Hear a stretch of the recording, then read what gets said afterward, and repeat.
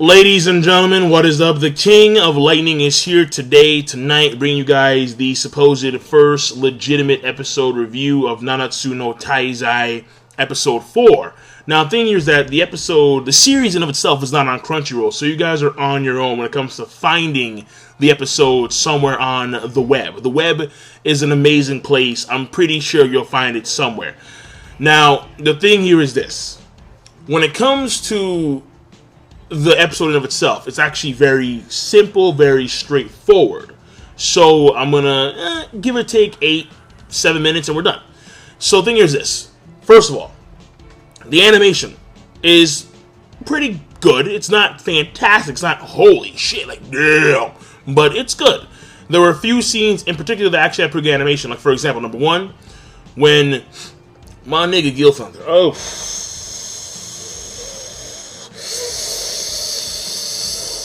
my nigga Gil Thunder, man. He just flying through the sky, lightning bolts, and like the house, or no, not even the house, the church. These guys were praying for the demise of the Holy Knights, and Gil Thunder said no, rain this shit down, bam. So that was pretty cool animation. Then you have the one scene where Diane, she raises up. So we find out what her powers are. She can control Earth, pretty much. At least as far, that's what it is for now. There may be other powers on top of that as well. But she's able to like raise these huge earth, like stalagmites, if you would, and then they just squash like a bug storm. That was pretty cool animation, pretty good animation, pretty cool overall. When it comes to the third scene, that was pretty cool and pretty good animation. Actually, out of probably gestures to say the best animation was when you had, apparently she is a Holy Knight apprentice. Her name is Jericho, and you had Bane of the 7 deadly sins, the sin of greed, I think it is. He basically, like, it seemed as if like he was actually like in pain. He had like these giant spikes going through his limbs, and rips some shits off, kicks down the steel door. Like I heard you guys were talking about my captain fighting against the weird something. I forgot what their names were, but weird something. Okay, the Weird Fangs, I think they're called. There we go, like something like that. Like just a bunch of uppity motherfuckers, and pretty much these uppity motherfuckers are fighting against Diane and Meliodas. And he's like, you know what, shit, I want in too. In comes Jericho, and I don't know who she's the apprentice of. Maybe she's the apprentice of the Glow Gideus dude, the dude, I forgot his name.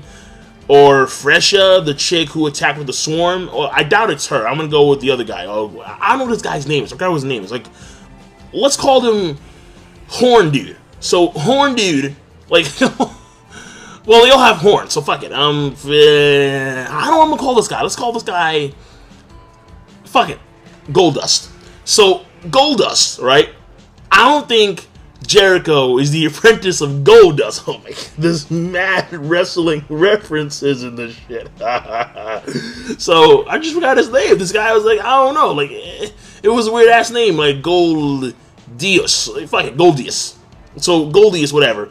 Maximus, Goldius, Meridius. He, in essence, it's just those guys against the 7 deadly sins. He hears that shit. Jericho attacks him once he kicks on the door. He gets a nice clean shave from her attack, which is meant to kill him. So that is a huge testament to his skill and power. But the initial scene of where she actually does like all these after images and like cut, that was pretty cool. I'm like, damn, like that was a really cool scene when it came to the after images themselves. So that's number one animation. Number two, the pacing, it's not bad. It did slow down considerably when it came to the talk of Diane and how Diane, in essence, when it comes to her character, she has this fear. Well, not a fear, but she's never been treated as a regular person. And then she's not. She's a giant, obviously. She's a different subspecies of human. She's just a lot bigger. She can actually move fairly fast, which was pretty shocking. Like, when it came to her initial leap, like, after she did her Earth thing, and then she just jumped over, like, the town, essentially, and then she just blitzed across into the prison, the Basti prison. That was impressive. I was like, damn, some speed. But the main thing here was that we find out that, then this ties to her character, obviously, that she was never really treated like a regular person until Meliodas came along and asked her if she was scared when these small dudes, I mean, in her mind, these small, puny humans came and attacked her. So she was treated like a regular girl in the eyes of Meliodas. And that was very warming for her. It touched her, obviously. Because that treatment that she never had before, she got it from Meliodas, some random guy, some random kid. So, pretty cool. And what I do want to say is that, I mean, when it comes to the sin attribute does play a key role in the character's personality. That's very obvious.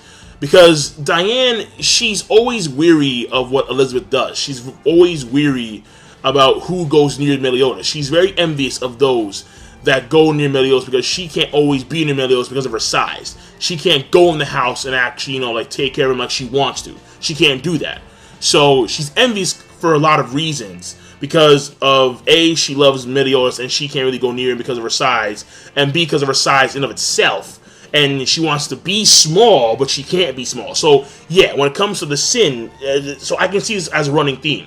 I mean, except for Meliodas himself, because Meliodas, he's supposed to be rage, but he's not, or the wrath. Well, wrath, rage, is it rage or wrath? I forgot which one it was, but either way, he doesn't really exude the sin that he's attributed with.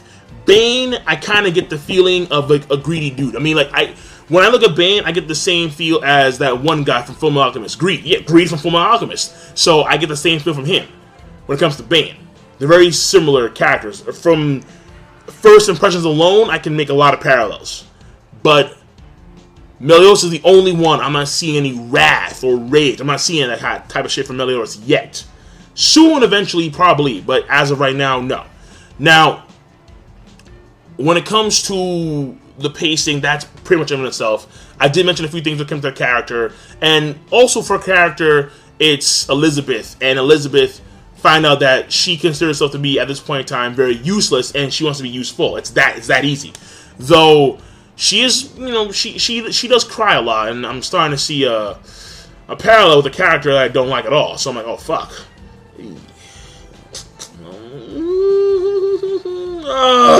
So, the last part, obviously, is the story itself. And the main thing is this. Number one, the Bastille Castle, the Bastille Prison is being... Diane, we don't know where she is exactly, but she's running over to take on the girl, the Night Fresh Shade, whatever her name is. And you have the other dude, Goldust. He, tried to assassinate Meliodas. And I say tried to because he's not dead, obviously.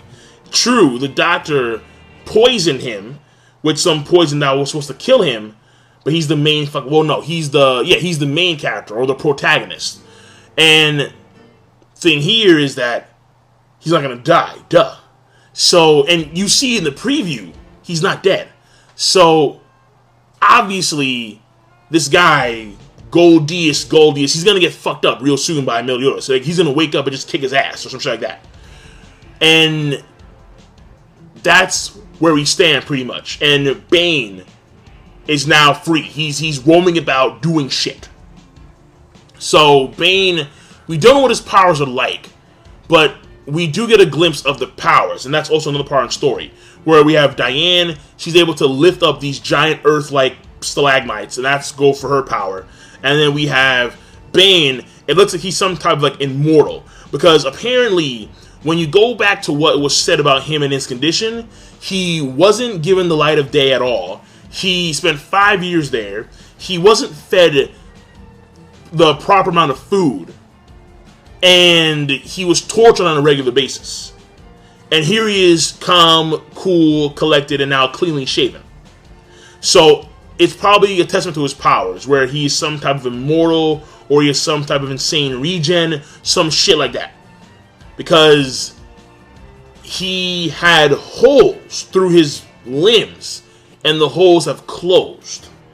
So obviously his powers are along those lines, I would assume. So that's it. That's the episode overall. Overall, the episode, it's good. It's not fantastic. It's good. It gives you insight on the characters, the main characters, at least two of them.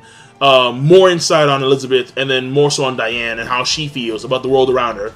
And then we have Meliodas' condition, where at first he seemed to be A-okay, but then later on, he just on the ground, like in the room, passed out, blood everywhere. I'm like, shit, okay, all right, fine. So clearly, Gil Thunder did do some damage, duh. And why Gil Thunder left exactly, I'm not too sure, but he just left.